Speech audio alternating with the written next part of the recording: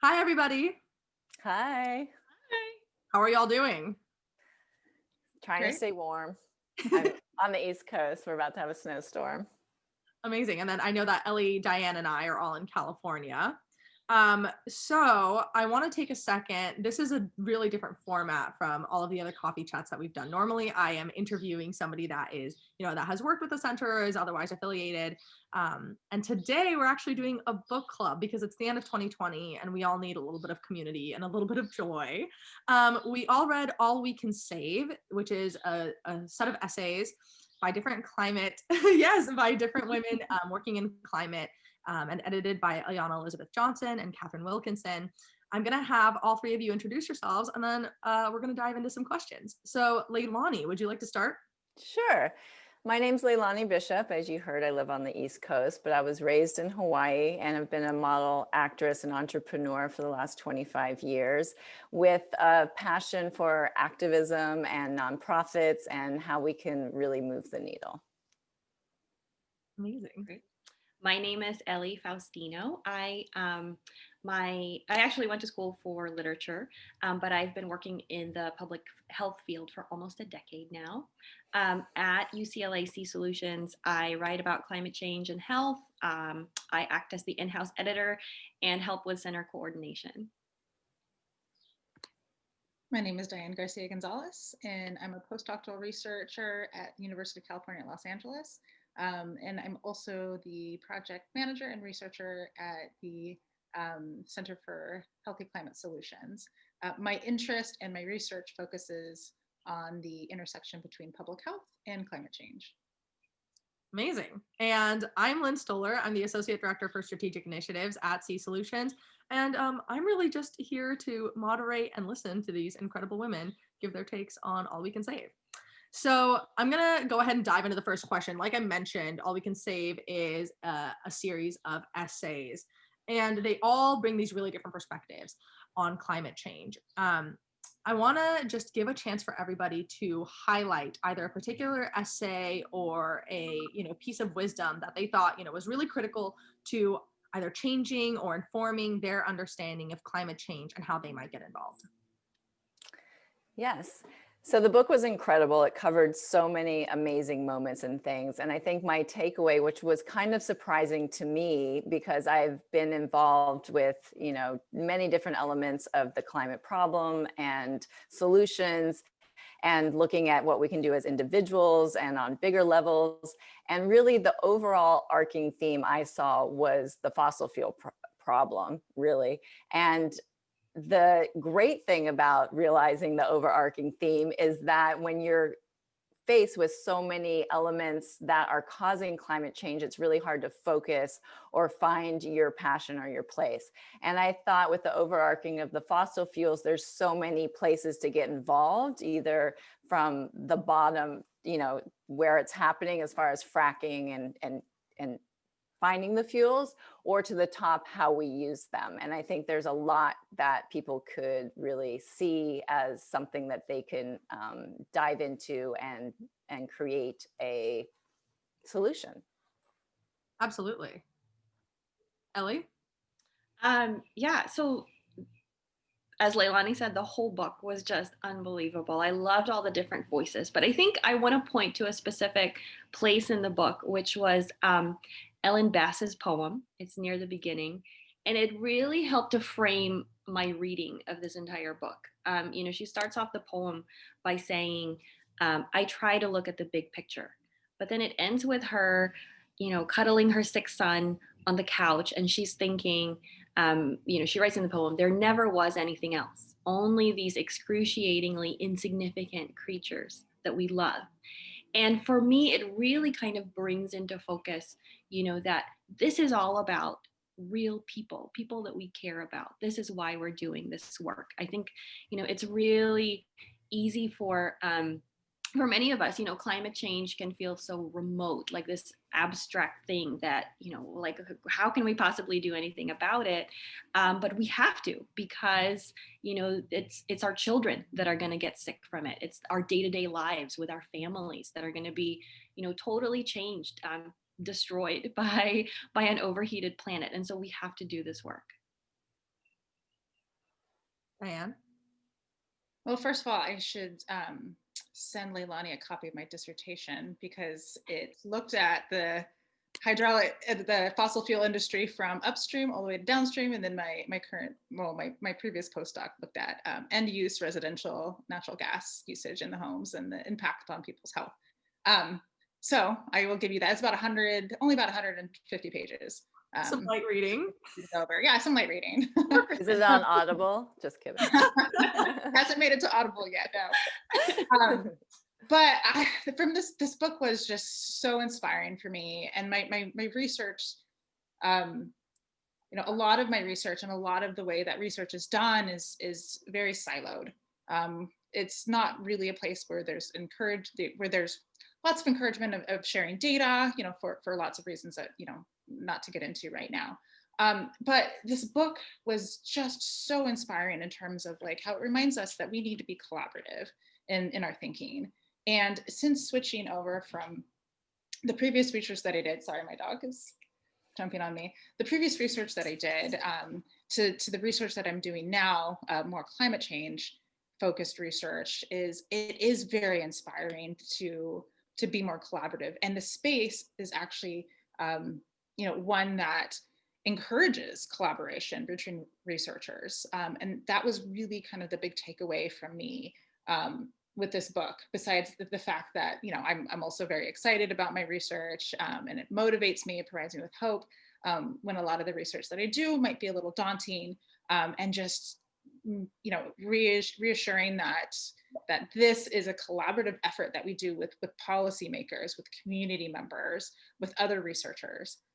So that, this book was great for many reasons, but that I think was my big takeaway from a research perspective. Yeah, and if I can comment on that, I think the actual structure of the book really speaks to that spirit, because you have a lot of essays and poems from different perspectives. There are policymakers, there are researchers and scientists, and there are people that are, working on this in their day-to-day lives, or they are reporting on it.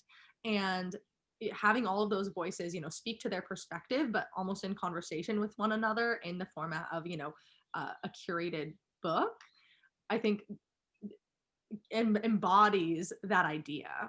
So that, I want to get into my second question from there, which is, the fact that there are so many different perspectives, I think speaks to the spirit of the book, that the message is anybody can participate in this. It actually makes a very formal invitation at the end of the book, where it says, if nobody has asked you or invited you to be a part of the climate movement, consider this your very warm welcome.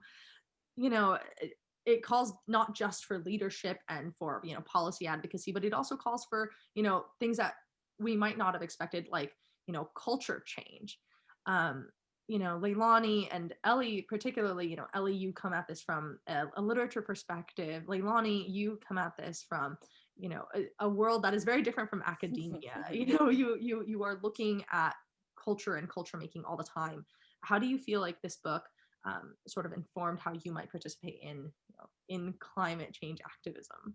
Yes, it was a breath of fresh air actually to hear that conversation come up, and also to hear about the art and the culture that has already been created and is being created to not just to highlight this cause or this topic, but to kind of using art and culture to engage, right? To really draw on those heartstrings, as Ellie had read the poem, because having those elements is intrinsically woman and female, but it is also what hooks and grabs us to act.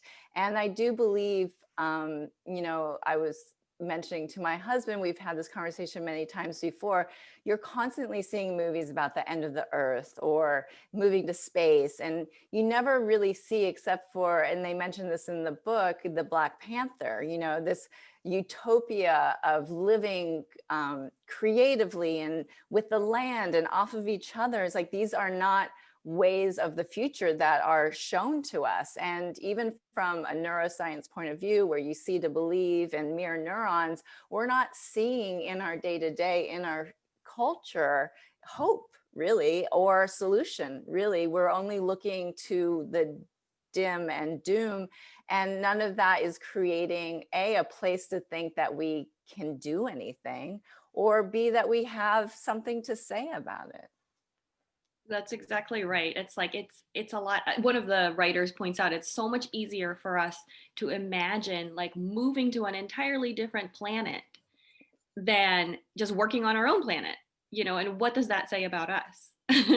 um, and, you know, I think some of the most surprising essays in the book for me were the ones that really homed in on that cultural change that needs to happen. You know, they're asking the question, you know, why aren't we seeing different stories about climate change on TV shows, on film, in performance art, visual arts, in games?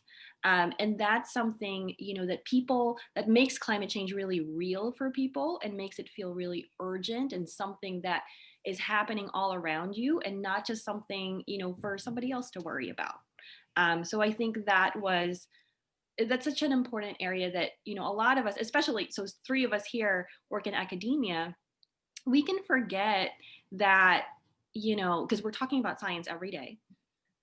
We forget that data isn't really what moves most people. You know, most people are moved by stories about, you know, other people that they can relate to, who are dealing with climate change. So although it does emphasize the fact that anybody can participate in the climate change, you know, all we can say does obviously focus on the value that women specifically bring to our solutions and our space. You know, in a poem by Alice Walker, it even explicitly asks men to, you know, quote, gracefully and gratefully stand aside so that women can do the work. And, you know, what in this book do you think made the most compelling case for that? I want to start with Diane because you recently wrote a piece about sort of, you know, women and their role in academia, especially right now with everybody working from home. And I want to sort of hear about your experiences. Yeah, well, I wrote a piece in the Society of Toxicology about my experience of having children and getting my PhD, and really just the conclusion was it's just that environment. It's not made for an environment. PhD and the work and just the entire PhD world, I should say, is not conducive to having children. But I feel like because of that, we are missing out on a very important perspective in research and also for climate change research as well. I had a internship at NASA where when I was in school, and I got on the shuttle to go from the parking lot to the facility, and I looked around and I was surrounded by about 20 colleagues that were all non-women. And I felt very out of place by that. Excuse me, my dog's barking. And it made me not feel like I belonged in that environment. And I think that is really This is the reality of, you know, working from home. And I feel like if I had that feeling, then I feel like a lot of other women might have that feeling. And we are really missing out on a very important perspective. As a mother, doing research, a lot of other women, new researchers at my university are also young mothers. And there's a bit of camaraderie that I think we feel. There's a common thread that we all have. And in that, I feel like when, especially working from home, when one of us has a sick child and cannot get daycare or get someone into the home, it makes it really hard to work. And because of that, I've helped other researchers pick up, when they're having a harder time with their children, and that forces collaboration, and that gets us talking, and that makes you that makes you start talking not just about motherhood, but on other levels and about your research. So I feel like not only the perspective that we bring in is important, but it also is a way for us to collaborate between fields, and start working on things together. So I feel like the whole idea of motherhood, that it's not supported from the very start of a woman's PhD, really kind of makes it very disadvantages the fields, and we're missing out on a very important perspective.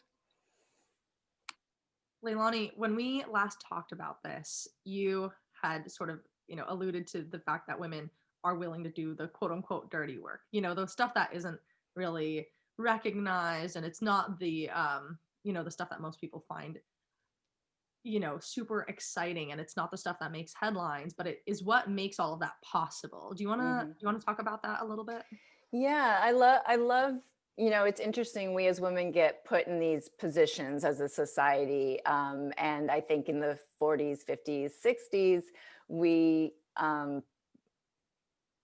very much, well, let me see how I want to say that. We didn't have as much of a choice, right, to be in these positions of motherhood and taking care of the family. But what we realize by doing the quote unquote dirty work, or by, being in the trenches, is that you learn on a level that you don't learn by being alone at the top. You learn how things, one, action, action reaction. But not only that, like we were saying before, when you're in the trenches during the dirty work or the emails or having to put everything together, you're also reaching out to someone like Diane just said, and collaborating, and you're sharing something, and you're creating joy in your work. And then you realize that you're not doing it alone. You're doing it within community. You're doing it within collaboration. And one thing I had mentioned before about the book that I love is you kind of see everything in a 360 point of view. And there's not one essay in this book that doesn't bring up a problem that also brings up the solution. Because women know it's not just about highlighting what's wrong, it's about getting in there and finding the solution, and everyone coming together to create the solution to the problem.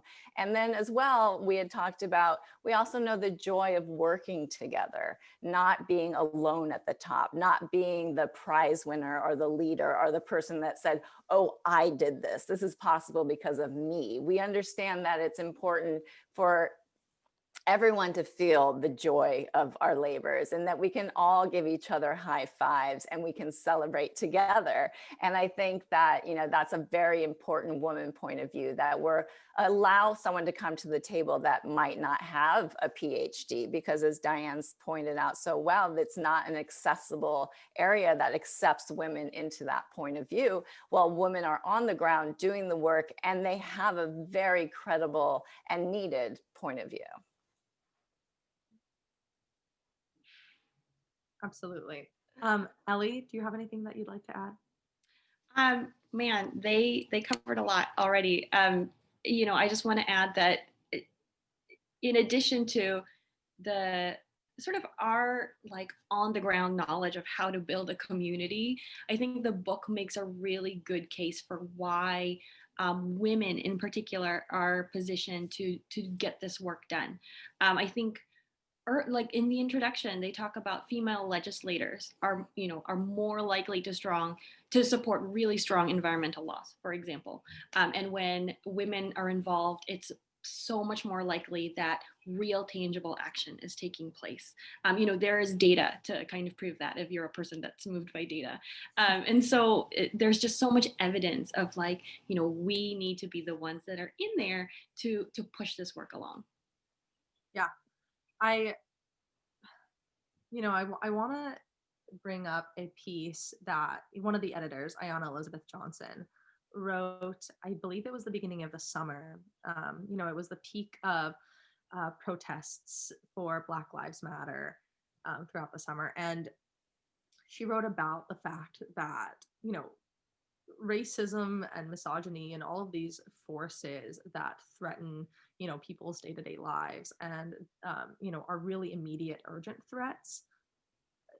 They really push us, like they move us back on climate, and any time that people of color or that women are spending just defending their right to exist and their right to space, it's time that they cannot apply, their energy and their expertise to solving this climate crisis. And so, if we are able to free up women's time, if we are able to, respect it and to, offer, even if it's, offering childcare so that they are, able to focus, those are steps that we can take to empower women and people of color to actually, like apply the skills that they have in such great abundance.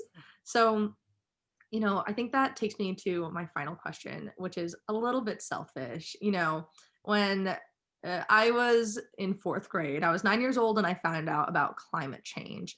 One of my friends, we were in a speech contest, and his speech was all about climate change. And it scared the pants off of me. I mean, I was so terrified, and I decided right then and there that I wouldn't have kids because it was such a terrifying prospect. And I was already scared. So, what would it look like 30 years down the line? I happen to be talking to three women who, are scientists and entrepreneurs and writers and mothers at the same time. And we get this sort of intergenerational perspective, about how, indigenous culture views generations, about how, a poem calls for grandmothers to take the charge and also for youth to take the charge. We get this sort of intergenerational perspective. So I want to hear about your experiences reading this book as mothers, and on top of all of your other identities. How does that inform how you go about your actions?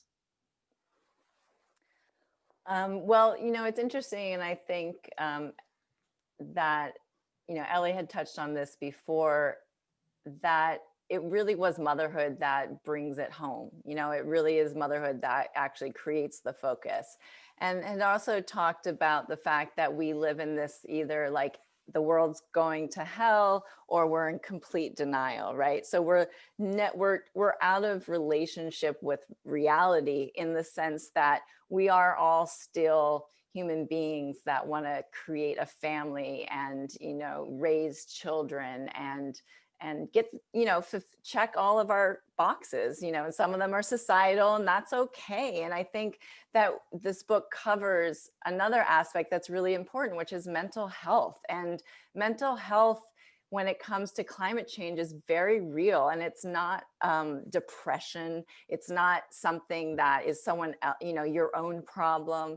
And I think that it is a scary world to bring a child into. These are definitely legitimate concerns. And I think that the overall picture as mothers, because we do look at our children and we know that moderation and a little bit of everything is much better than a lot of something and none of another. So I think it's a fine balance. And I think if anything, it's what's being asked of all of us, is to come into consciousness with how you live your life, come into consciousness with why you want a family, come into consciousness with what you're going to do when you have those children. Like we had talked about before, the Sunrise Movement's incredible. It's amazing. It's changing legislature. If all of those parents had said they're not going to have children because of the climate, then we would be doubly screwed, right? So I think there is a really beautiful partnership, as you mentioned, happening between the grandparents and the grandmothers, if you will, and the children of the generation. I think it's a legitimate concern, but I do think it is something that completely opened my eyes to it bursts your heart open, motherhood, right? And it bursts your heart open in a way that until you look at a child that is your own, that you will never really experience, unfortunately. But it allowed me to take in the world on a whole other level. You almost become a mother, so, and you can do that too. And one other thing I wanted to mention too is that women are intrinsically connected to nature. And I also want women not to put pressure on themselves to have a child to recognize that connection, because we all have our monthly, right? And we are all connected to nature in that way. And I think that's an important element of being a woman, having a voice and having that deeper connection to nature. Yeah, absolutely. Ellie? One of the, I think it was Amy Westervelt's essay, like she does such a good job of reminding us, um, these major movements that have happened throughout history have relied heavily on women and mothers. I think she talks about like the civil rights organizers. They really knew to tap into this like rhetoric of motherhood, to propel the movement along, to really mobilize people. And I think that speaks to a lot of what Leilani is talking about. There's something really powerful about like tapping into that anxiety and that fear that we have for our children when we look at them, that can really give us a laser focus and sort of put the fire under us, to get the work done. I've always spoken so highly of the youth and the generations coming into adulthood. Um, I have them in the classes that I teach. They're completely inspiring, so motivational, so driven, and they see the world in such a different way than we were raised. And it's refreshing. I'm always so motivated by them. And the book just reminded me of how eloquent and wonderful and driven they are. And when I had my kids, I knew that I wanted them to to be motivated, to also see the sustainable future. I work hard to ensure that they're educated, they are aware in an age appropriate way about the earth and what's happening.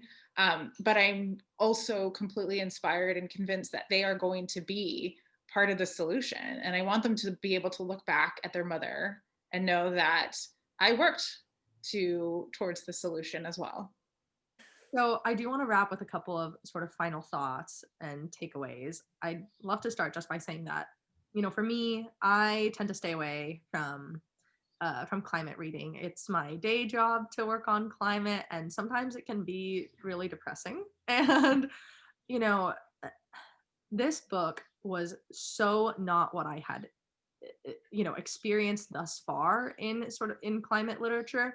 Rather than being depressing or negative, it was so hopeful, and it was realistic without being shameful, or without triggering shame or guilt.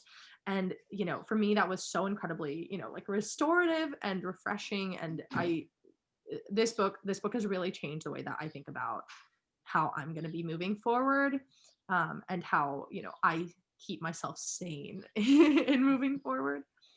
Does anyone have any last thoughts that they'd like to share? Yeah, I think I had mentioned it before, and I'll just say it again, and you touched on it as well.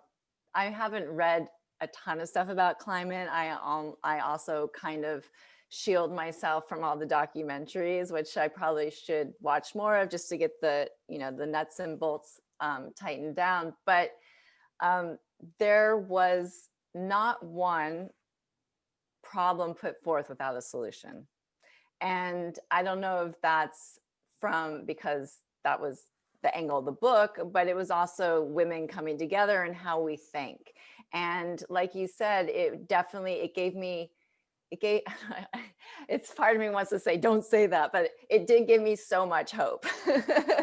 And I think we all live in this, like, we got to be realistic, we got to live in reality. And I'm like, well, if these women that have degrees and have been activists, are on the ground and have seen the problems and gone to the solutions, and they can still say, like, we have time and these are the solutions. Like, I think everyone should read the book, and B, if you see any area in there that speaks to you, like, you can go and get involved and implement. I think it's a wonderful, not just book, but also workbook. Yeah, there are so many ways to be involved, and I think this book does that really well. It kind of demonstrates, like, whoever you are, whatever your skills are, there is work for you to do. Diane? I'm just so motivated to continue working, and also excited about the next generation. And one of my passions is ensuring that we get a representative group of researchers coming in to fill in for and work on climate related issues. So I mean, this book was just perfect to help inspire me even more to continue on that path. Amazing. Well, I think that sort of runs through all of my questions. Thank you, all three of you, for your thoughts. Thank you, Ellie, for remembering every essayist's name. Your talent for it is incredible. Diane, thank you for bringing the scientist perspective. And Leilani, thank you for, bringing the non-academic, entrepreneurial, cultural perspective. I think especially for the three of us, that was very exciting. So thank you again. And I will talk to you all soon. I hope that our audience enjoys this book club, the coffee chat. Thank you.